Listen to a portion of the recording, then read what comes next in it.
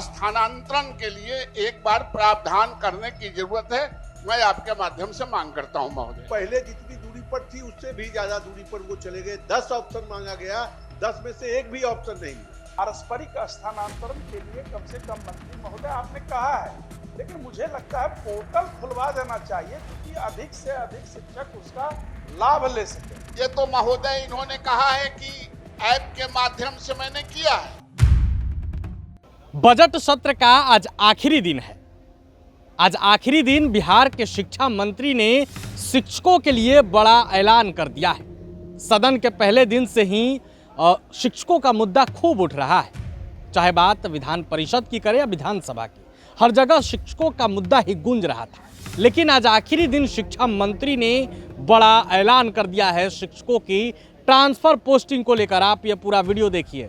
सदन और माननीय की यथासंभव हम लोग कोशिश करेंगे, लेकिन कुछ शिकायतें फिर भी रह जाएंगी जिसका कारण हमने अभी उल्लेखित किया है। धन्यवाद महोदय। और एक महोदय, हमने जो प्रश्न किया है उसका जवाब माननीय मंत्री ने नहीं दिया। हमने कहा है कि पुराने वेतनमान के स्नातक ग्रेड के शिक्षकों और प्रधानाध्यापकों अंतर जिला स्थानांतरण के लिए, इस पर माननीय मंत्री से हम जानना चाहते हैं। बाकी तो ये अनवरत है, ट्रांसफर इनका कोई नियम नहीं है, इसलिए हम चाहते हैं कि सरकार इनको भी हम लोग उस पर भी विचार करेंगे। हमने अपने जब हमने कहा कि सभी कैटेगरी के, तो उनको भी हम लोग विचार कर लेंगे। ठीक।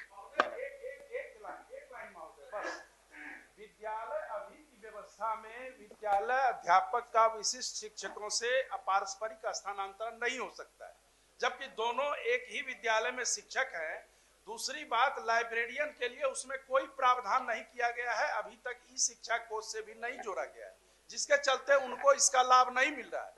तो मुझे लगता है विद्यालय अध्यापक और विशिष्ट शिक्षकों में एक कर दिया जाए कि वो उनके जगह पर जा सकते हैं और वो भी इनके जगह पर जा सकते हैं। तो हमको लगता है 100% सेटिस्फेक्शन होगा, जहां तक सेटिस्फेक्शन की बात कह रहे हैं मंत्री जी। करे महोदय, सदन का संचालन नियमावली से होता है महोदय।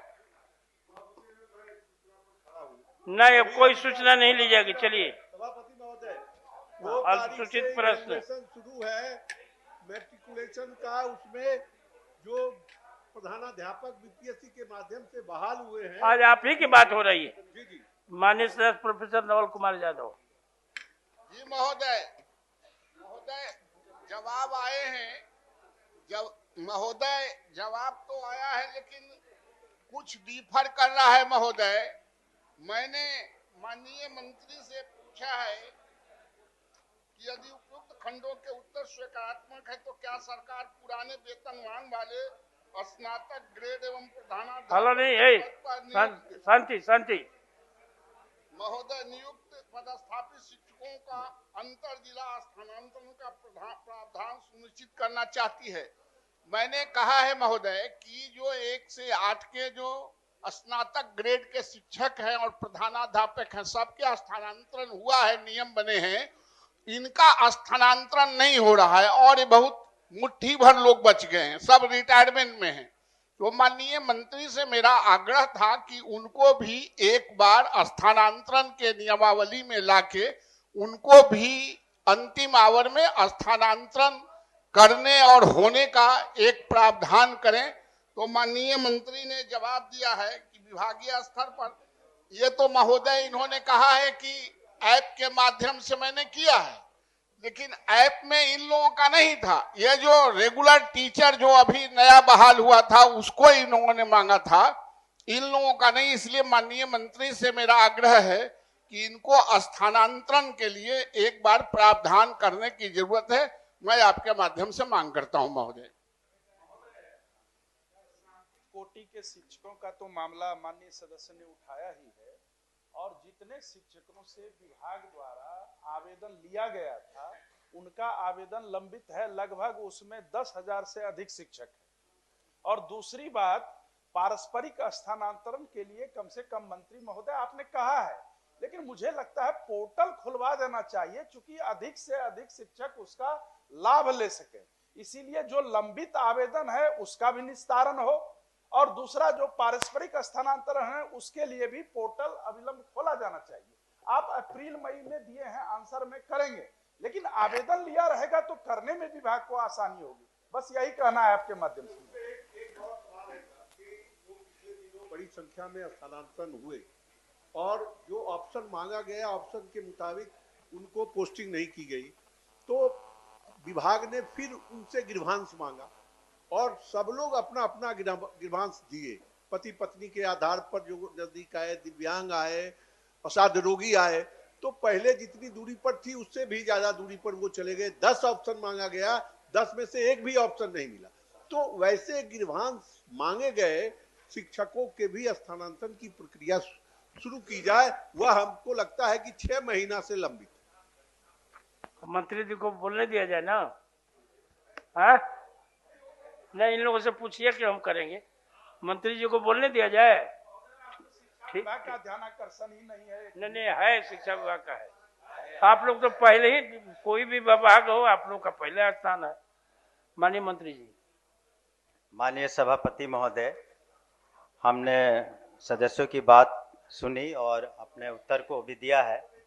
अब तक लिए 2.5 लाख के करीब शिक्षकों को स्थानांतरण हो चुका है और जो हम लोगों ने अपने स्तर पर उसका लेखा जोखा लिया तो करीब करीब 75-80% सेटिस्फैक्शन लेवल है। लेकिन 3 तरह के शिक्षकों के स्थानांतरण की बात कर रहे हैं, तो असाध्य रोग की बात कर रहे हैं और दूसरे जो रिसेंटली जो शिक्षक हुए हैं उनकी बात हो रहे हैं, ग्रीवियंस पोर्टल पर जो लंबित हैं। मैंने अपने जवाब में स्पष्ट कहा है कि इन तीनों कैटेगरी को हम लोग, ये सेशन जब समाप्त हो जाता है तो उसके बाद उसके प्रक्रिया को और तेजी ला करके यथासंभव हम लोग कोशिश करेंगे कि उनकी बातों को माना जाए, यथासंभव हमने कहा। उसका कारण ये है महोदय कि हम जो भी ट्रांसफ़र कर रहे हैं उसमें 100% सेटिस्फैक्शन लेवल नहीं होगा। ये माननीय सदस्यों को हम कहना चाहते हैं, क्योंकि आपको सब्जेक्ट की उपलब्धता में कितने शिक्षक शिक्षिकाएं हैं, उसके बाद वैकेंसीज कितनी है, और ऐसे भी क्षेत्र हैं जिसका जिक्र हमने बार बार किया, जैसे कैमूर का, जमुई का या किशनगंज का, बिल्कुल जहाँ से कम शिक्षक शिक्षिकाएं क्वालिफाई किए हैं।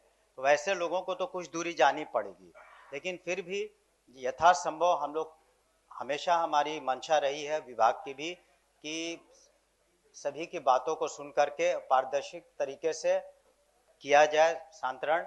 और इसी वजह से हम लोगों ने एक तो मुख्यालय पर कर देंगे, उसके बाद जो डिस्ट्रिक्ट कमेटी है जिसमें डिस्ट्रिक्ट मैजिस्ट्रेट, डीईओ और अन्य रहेंगे, वो लोग जिले के अंदर का रैशनलाइजेशन, किस स्कूल में कितने शिक्षकों की आवश्यकता है छात्रों के अनुसार, उसका भी देख लेंगे और विद इन द डिस्ट्रिक्ट जो होता है जिले के अंदर उनको अधिकार रहेगा।